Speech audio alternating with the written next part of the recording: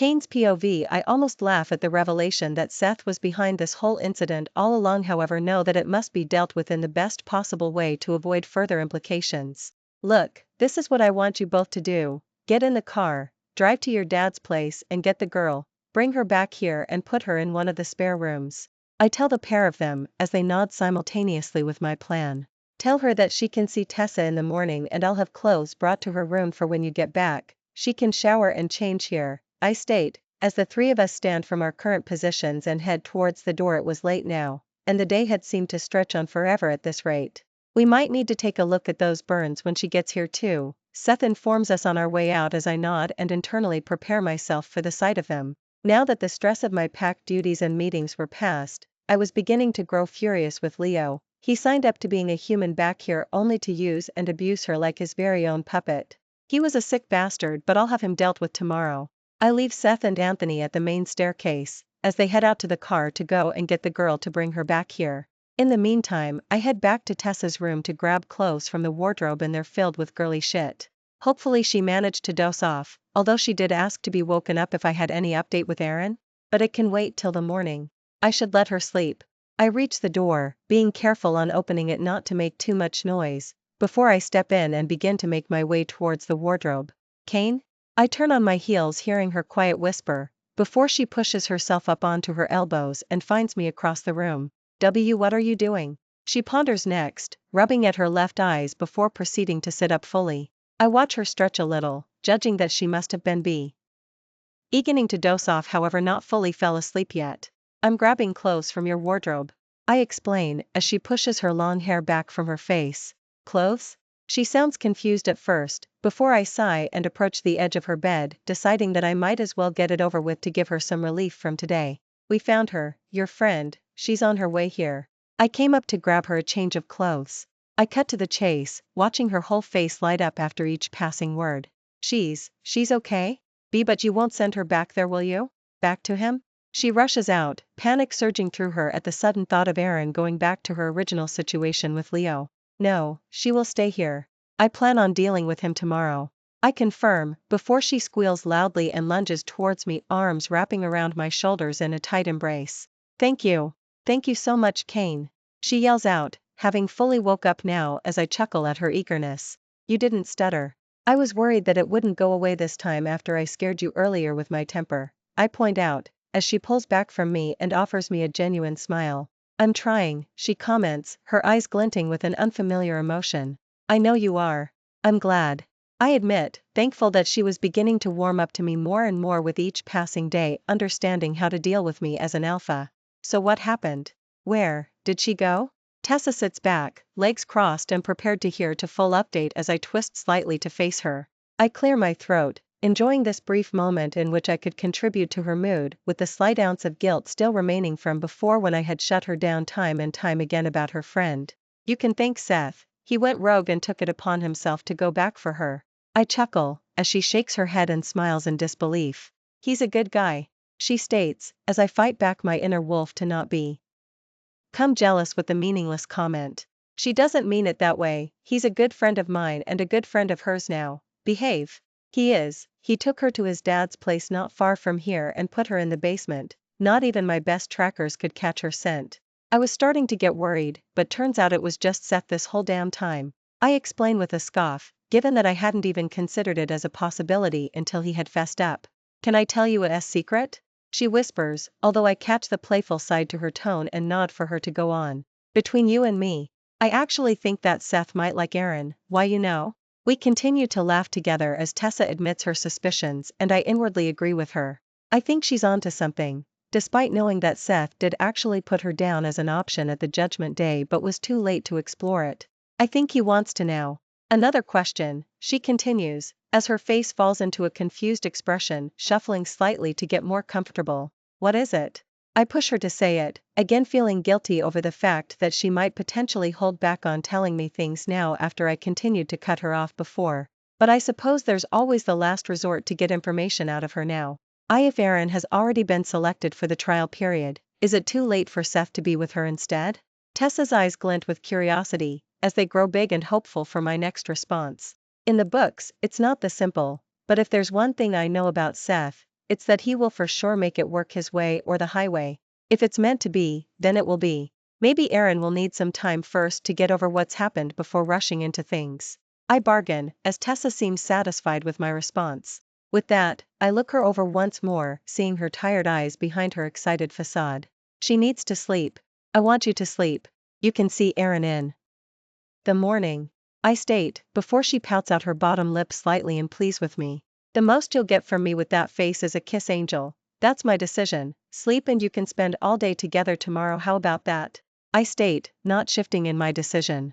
If I gave her the choice, she would be downstairs waiting to see her all night. They both need to rest. Oh, okay, thank you, Kane, for coming around with all of this. She tells me as I lean forward to place a kiss on her head before moving to her cheek and landing on her lips. She blushes once again, a reaction that I had grown to enjoying from her, before she complies and lies back under the soft duvet. I head to her closet, grabbing pajamas, the first pair of new underwear with tags I could see and socks. I'm sure Tessa can sort her out tomorrow for clothes. I exit, supplies in hand, before making my way towards the bedroom door. Night, Angel. I call over my shoulder, enjoying using the nickname specifically for her. Good night, Kane. She replies softly, and with that, I close over the door and begin to make my way downstairs. When I reached the bottom, I glance out front to see if Seth's van was back yet, only to find that it wasn't, before I decide to make my way around to where Seth's room is, finding that perhaps the spare room close to him will offer Aaron some comfort. I place the stuff on the freshly made up bed, turning on the bedside light to give a warmer glow to the room. It was smaller than most of the others in the house but still had its own toilet and shower attached with a decent-sized TV mounted up on the wall. This room actually used to be bigger prior to Seth taking over this area of the house, renovating 3 of the rooms to give him more space, which left 2 of the guest rooms smaller in size. If all goes well moving forward, maybe Aaron's stuff will slowly transition next door. Kane? I turn when hearing Anthony yell, followed by the closing of T. He front door. I head out and around towards them, as my eyes are met with the small female in question, Aaron. She wore Seth's large black padded jacket which drowned her completely, and her hair sat on the top of her head completely matted from the day's events. Hi, Aaron. I'm Alpha Kane, we met at the dinner. I force my voice to be softer, understanding that the human had been through enough up till now. Hello, she squeaks out, glancing to Seth briefly before returning her gaze to me. You will stay here for the time being and you can see Tessa in the morning after you both get some sleep. Leah will be dealt with accordingly, so you don't have to worry about that. Seth will be in the next room to yours too. If you need anything during the night, feel free to shower and use any of the shit in there and you'll find a change of clothes on the bed. I wave her to walk further into our home, as they follow me around to the bedroom in question. I almost felt like a hotel tour guide for a split second, as we step aside and allow her to enter the bedroom as she studies it once over. This is really kind, she breathes out, turning back to us and looking incredibly relieved.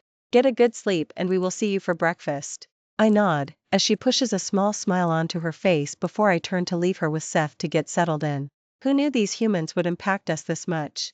Anthony laughs out, as I shake my head and agree with him. He doesn't even have a girl this year and even he is feeling the bonds grow. Life is most definitely going to change for us now. Tessa's POV. The second I opened my eyes this morning, I had jumped out of bed with thoughts of seeing and comforting my friend.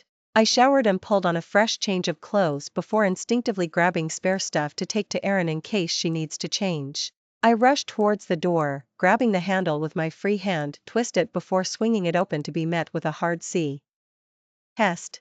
I am knocked backwards to the ground, with the clothes spilling out everywhere as result. Here's me thinking you had slept in. I hear Kane's voice laugh loudly, before he bends forward and grips my elbow, pulling me back up to standing. Nope. Today is a good day. I confirm, gathering up the clothes once again before exiting the room and having him follow behind me, his face filled with amusement. He allows me to walk on for a few minutes, before I pause at the top of the grand staircase and turn back to face him. Lost? He mocks with a raised brow, as I glare playfully at him. For a moment there I forgot that this wasn't actually my home. She's in a room downstairs. He informs me, as I smile and begin my descent happily, each step bringing me closer to my best friend. At least today she will be waking up in a warm, comfy bed. As I reach the bottom, I step aside to let Kane bypass me before I follow him in the direction of her current room. This door. I'll give you your privacy, but I want to see you both at breakfast in 20. He instructs, checking his expensive wristwatch as I nod and playfully salute him with my free hand. Yes, sir. I confirm, as he smirks and shakes his head, going off towards the dining room. Let's just hope I can find it from here. This place was like a whole damn maze. I knocked twice on the door gently, before trying the handle to find it to be open. In the bathroom, I hear a soft voice call from behind a locked door, as I close the main door to her room and sit on the bed to wait. Moments pass, before a click is heard, before she pokes her towel-covered head out first. Oh my God! Tessa! She cries out, her whole face lighting up as does mine at the sight of her. She rushes out, wearing a thin dressing gown which had probably already been in the bathroom for her, before she attacks me in a tight hug, collapsing us both back and onto the bed. I'm so happy you're here. I confirm, my eyes watering at seeing her look fresh-faced and happy again. I'm just really glad to have had a shower, you know. Erin confirms, as I smile gently, understanding that this must be a lot to digest from what she's been through. Here, I brought you clothes, I state, handing her the bundle as her eyes light up and she rushes back to the bathroom to dress. I wait another moment, tidying up the bedding again since we had crushed and crumbled it all, before Erin exits back out looking like her normal self again, almost. I'm so glad Seth done what he done, I breathe out, as she takes a moment to sit down on the edge of the bed beside me, grabbing a small hairbrush she had found before raking it through her tugs and knots. Me too, it was a true miracle when he said he would be back to help me, she admits, pulling the brush through each strand until it were dead-angled. Kane said he's going to deal with Leo, you know. I'm not sure what exactly that means, but I know that he's not happy with him. I inform my friend, as her face falls ever so slightly at the mention of the abusive drunk man in question. You don't think that they will send me back with him, do you? I'd rather die, Erin sighs, as I shake my head furiously and take both her hands in mine, giving her a squeeze of reassurance. No way. Seth wouldn't let that happen either. I actually think he sort of likes you, Erin. My smile grows as I update my friend on my suspicious, seeing her face grow flustered shortly after. She seems to think on the idea, as we both giggle a little at the thought of Seth being her knight in shining armor. I would take him over going back with Leo any day, that's for sure. Erin confirms, trying to force herself to find the humor in her current situation. Speaking of him, how are your arms? I ponder, as she tucks a strand of damp hair back behind her ear before yanking up her sweater sleeve. What's those little white patches? I question, seeing her cove red and what looked like little waterproof white dots. Burn healing plasters or something they called them. Seth told me to put them on before I slept and that he would check them again later today. He is really nice and easy to talk to. Erin speaks her mind on Seth as I almost swoon at the thought of the pair becoming a thing. It would be my dream, for us both to live under the same roof with two decent males who treated us fair. We would have so much fun being here together. Kane said he wanted to see us at breakfast soon, so we better go. He likes things going to his plan. I chuckle, as Erin stands from her position on the bed and follows me to the door. I manage to make my way towards the kitchen, which then leads me in the right direction towards the dining room as we hearing male laughter echoing from the inside. Erin slows a little, causing me to turn back to face her, concern covering my face. Sorry, I'm just a little nervous now. Erin grows flustered, as I hush her and pull her to me in a brief hug. You've got this. They are nothing like Leo, trust me. We are in this together. I offer my support, in which she takes a slow deep breath before nodding in agreement. With that, I take her hand in mine, leading her into the dining room behind me, with a full breakfast buffet on full display. All of them were here, Kane, Seth, and Anthony, as they became quiet when seeing us both enter. Erin, glad for you to join us for breakfast today. Seth is the first to break the tension as we take our seats and I hand her a plate next to me. Yes, please help yourself to anything, Kane adds, gesturing to the packed table with his hand. Erin's eyes grow wide as she scans the length of the table and its contents, being the same way I had been at my first breakfast, unsure of where exactly to start. What are you both wanting to drink? The staff are off today because it's Sunday, so I'll get it from the kitchen, Seth offers, standing with a half-eaten bagel in hand. If the staff are off today, then who made all of this? I question, unsure of where all of this food had came from. Well, obviously it was us. Anthony chimes in, taking full credit for the three of them as my eyes widen. They all did this? Wow. I comment, as they nod, the evident pride clearly filling the three of them as they smirk at one another. So what will it be? Seth asks again, still standing as I think on it quickly. Oh.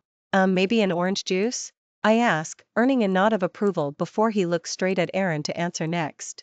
She seems to think, seeming hesitant at first as she eyes Anthony and Kane briefly before her gaze lands back on Seth. It sounds crazy, because it's only breakfast, but is there anything fizzy? I've only had water and even at that, it was mostly warm and not even cold, Aaron sighs, seeming somewhat embarrassed by her explanation. Nah look, I'm eating breakfast with a full-fat cola. You want the same? Seth laughs, finding the humor in it, and I'm glad that he does, as it helps to remove any awkwardness that Aaron had felt before. Please. She smiles up at him, as I enjoy watching their interactions together. Seth exits the room, before we begin to pile up our plates, as I decide to start with pancakes and Aaron follows suit. We add strawberries, chocolate sauce, and chocolate chips for toppings, as Kane sniggers and shakes his head at my plate. Well, since the both of you will be full of sugar today, what do you both plan on doing, since us three will be busy for most of today? Kane questions, before Seth re-enters the room with our drinks. What do you suggest? I question, making small talk as I stuff a piece of pancake into my mouth. We have a huge backyard with a pool, lots of stuff to do out there, and it's private. You could hang out there all day, it's warm out. Kane informs, as I look to Aaron, who nods her approval with the suggestion. Perfect. I'm looking forward to spending the day with her, to bring us both back to reality a little bit. I think we both need it after the past week's events. We will call it free friends therapy. Kane's POV. I start up my car, as Seth and Anthony climb in with me. I waste no time before pulling off towards the gates, seeing the open instantly to allow me to exit. What you going to do with him, Kane? Anthony questions, as I turn down onto the dirt road at the bottom of the hill, a road in which leads me straight to the prison block and pits for my pack. I'm going to give him a taste of his own medicine, I chuckle, as the pair of them join in on my humor. After a short 10-minute drive, the large steel gates come into view and the pathway lines with guards flagging down our car for inspection before entry. It was the best guarded facility across the country in terms of nobody gets in or out without my written permission. I slow my vehicle, rolling down the tinted windows to allow them to catch a glimpse at my face. The Alpha, let him through. One of the men holler to the next as they signal to open the barb-covered gates for us, as I offer him a curt nod and progress forward. The men step aside, and as soon as our vehicle is past the threshold, the gates are shut behind us again, trapping us in. We then wait for the second set of gates to crawl open, before we fully enter what I like to call the pit zone. I stop the car completely, switching off the engine before we climb out together, eyeing the small field and its many caged holes. Number? I turn to question, as Anthony leads the way. 7. He responds, as we head towards the desired lot. One of the nearby guard approaches us, as we stop on the edge of the hole and gesture for him to lift it up. With that, a button is pressed, followed by the rattle of a metal chain as the silver cage is hoisted up from the pit of the hole. Short moments pass before Leo is brought into our view. Face filled with fury and resentment as soon as his eyes land on mine. Rough night, Leo? I laugh out loudly, as Seth and Anthony both snigger from beside me as he cringes under the bright sunlight. This is uncalled for and you know it. He protests, as I shrug and tilt my head to observe him as though he were nothing more than a caged animal. Uncalled for? You disrespected all of my belongings, or do you not remember since you were fucking wasted? I state, as he grunts in response. I shouldn't have demanded to be let onto your property, I know that now. That was the alcohol talking. He responds, seeming to force out the words as a half-assed apology.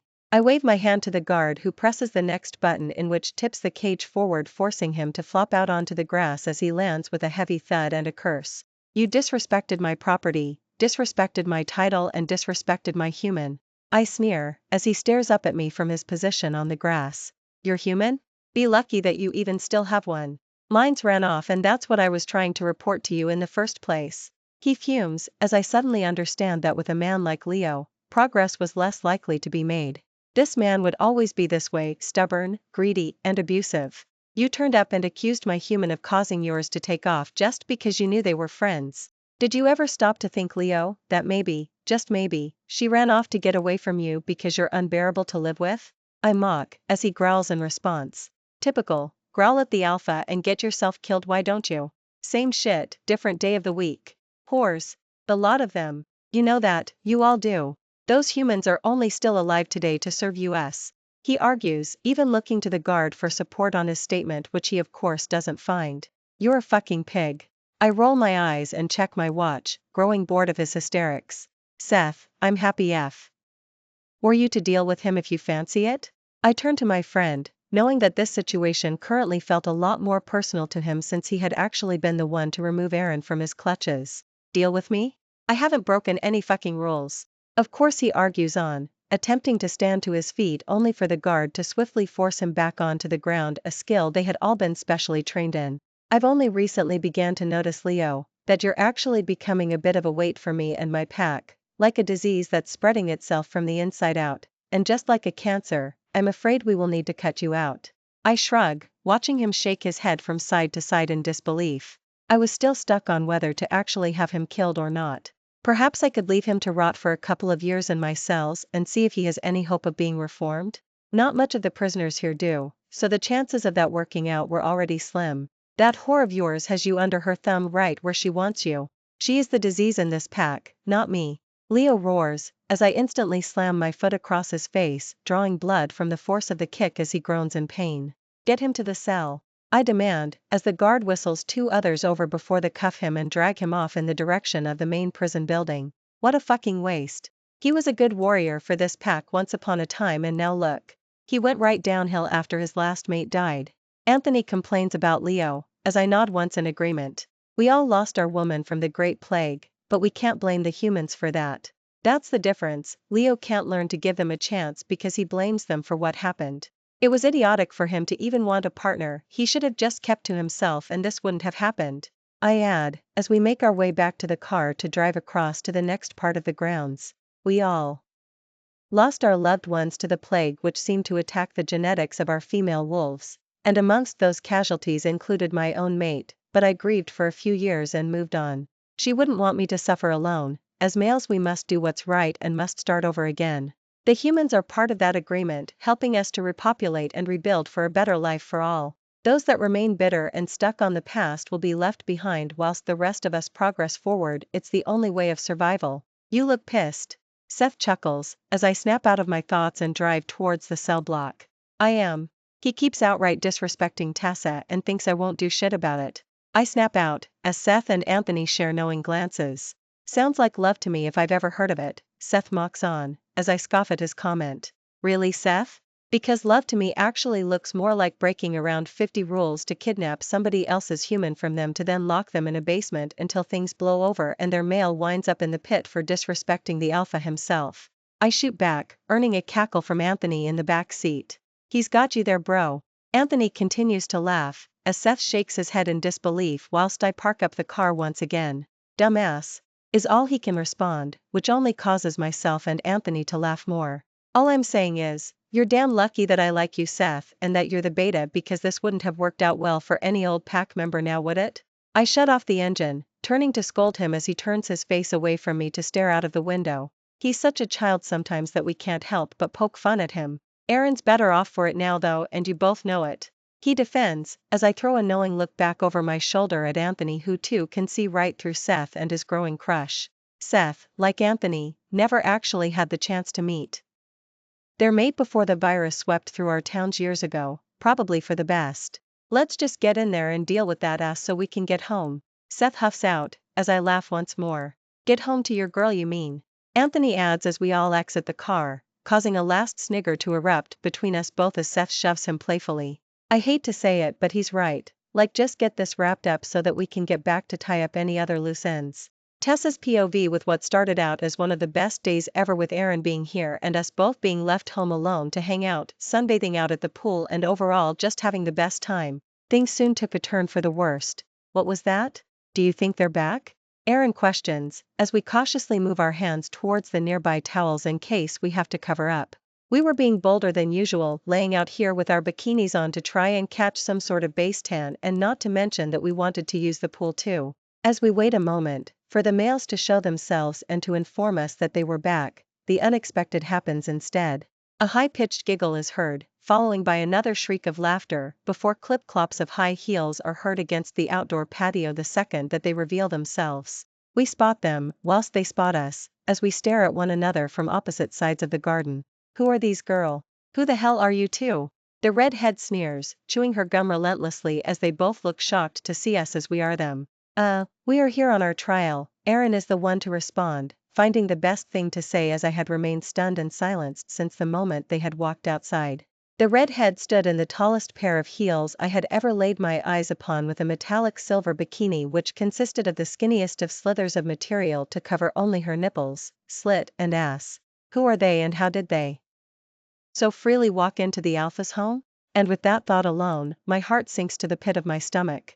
Oh, are those private guests of the alpha's? For you know what? I suddenly grew embarrassed over what had happened between us yesterday, at the fact I had let Kane touch me how he had, which broke the trial period rules. I trusted him, yet here these two women were, looking for what I'm guessing to be the alpha. A trial period? As in a judgment day trial period?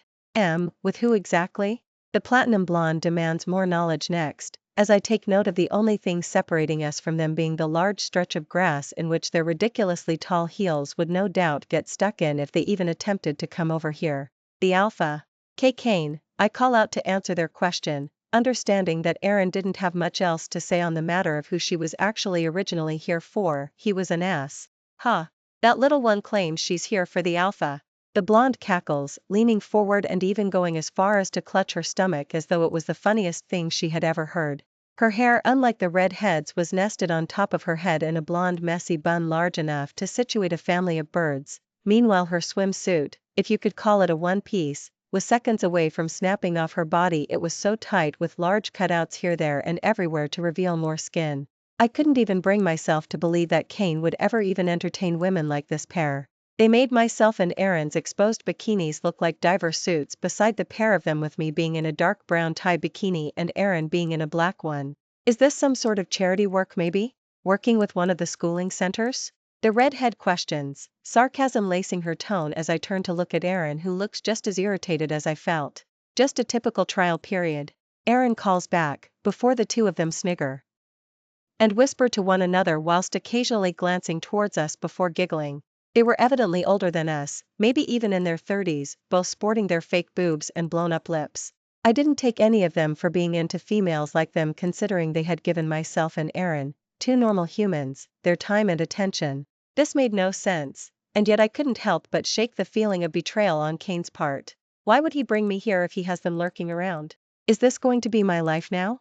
Catching feelings for the alpha who makes me feel like the only girl on earth whilst he continues to date other women behind my back.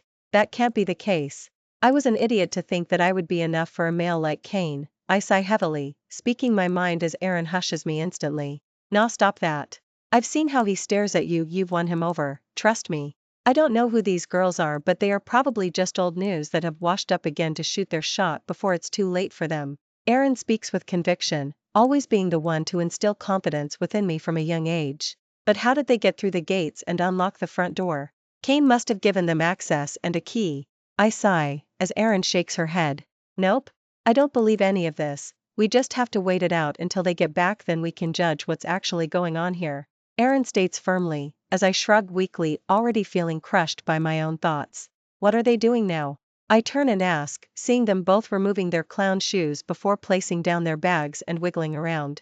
It seems that they are coming over here to join us, Aaron groans, before the pair spring to life and approach us from across the grass, bottles of water in hand and their faces caked in heavy makeup, which becomes apparent with the closer they get to us. They seem to enjoy getting a closer glimpse at us too, as they tower over us and begin to stare without shame, the only sound currently being the popping of the redhead's gum, which I know is probably one of her top personality traits. Don't mind us, we are going to take a dip in the pool until the men get back. Don't let us ruin your little trial here. The blonde shrieks out a laugh, her eyes drawing a look of disgust off of us both as she turns to make her way down into the water, giving a full view of her ass as she does so. This cannot be happening, not when this day had been going so well.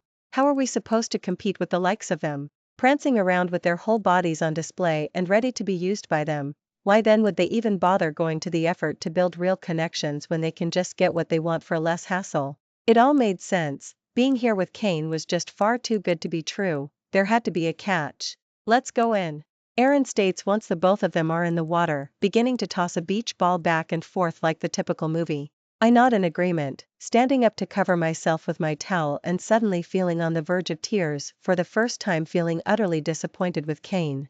Leaving already, girls? Realizing the competition is too much? The redhead sneers, as the blonde does that silly giggle once more as we make our way back to the house. Once inside, I turn to look at Aaron, who groans loudly in agitation. That was quite literally unbearable. Aaron complains, as I agree instantly. We have to make a stand about them being here, especially for your sake. Aaron states next, as I squint at her as though she had grown 2 extra heads. You know that we can't complain to them. They will just get pissed. I breathe out in shock at her suggestion, as she shakes her head softly. No, but we can distance ourselves from them and make it clear that they've upset us, mostly you. Aaron explains, as I think on the idea as she says it out loud, it seeming less harmless than I had imagined. Just answer when they speak to us, but make it short and sweet, and don't put in any extra effort. That way he will miss how you usually are around him and will want to fix it, and hopefully that means getting rid of the bimbos. Aaron suggests, as I nod along. That sounds like my best option, doesn't it? I can't just sit around and accept things this way. So when they first get back, I'll say you've got company out back and nothing else. After that we will just walk right past them and we'll go upstairs to hide from it all. That way this will know we are being off, but we won't be crossing the line. Makes sense? Aaron seems confident in the idea, to which I actually agree to because I particularly like the part about going upstairs to hide away from it all. So now, all we have to do is wait for them to get back.